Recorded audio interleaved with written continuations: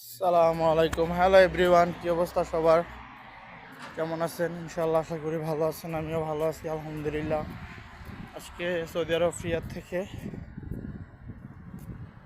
Duty শেষ করে মাত্র বাসায় যেতেছি। তো ছোট্ট একটা ভিডিও নিলাম। তবে এদেশের বাংলাদেশের তুলনায় এদেশেরটা অনেক ভালো অ্যাকচুয়ালি। আর যাই হোক, মানে রৌদ্রটা যতই রৌদ্র হোক কিন্তু কেউ ঘামে না।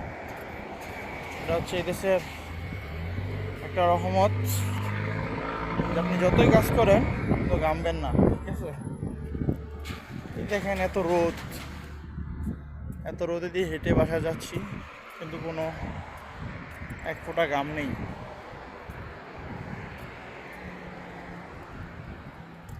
বাংলাদেশে এরকম রোদ হইলে ঘামায়া পুরো চুবাই যেতাম, কিন্তু দেখেন এই দেশে যতই রোদ হোক রোদে দিয়ে হেঁটে যাইতেছেন, এটা কোনো রোদ মনে হয় না।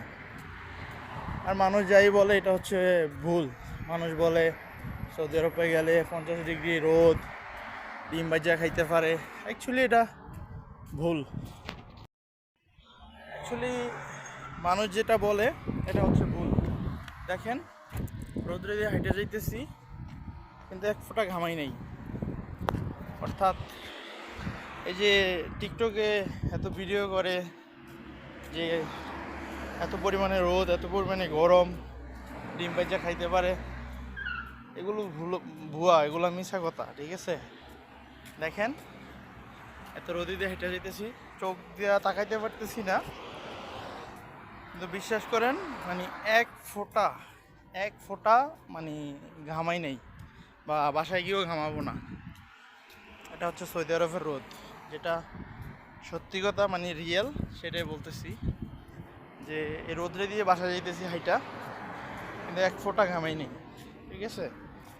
যারাই আসবেন এই দেশে অতটা ভয় পাবেন না, ভয়ের কিছু নেই। আসলে রোদ এদেশে আসলে যে কোনো একটা দেশে গেলে ওই দেশের আবহাওয়ার সাথে আপনার ম্যাচিং হয়ে যায়, ঠিক আছে? আমরা যখন বাংলাদেশে ছিলাম তখন বাংলাদেশের একটা আমাদের শরীরে একটা ম্যাচিং ছিল।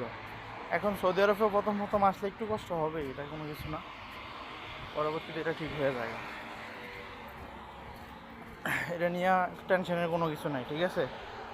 আসবেন, কিছুদিন যাবে, তারপর এই দেশের সাথে ম্যাচিং হয়ে যাবে। তো ভালো থাকবেন সবাই, আল্লাহ হাফেজ।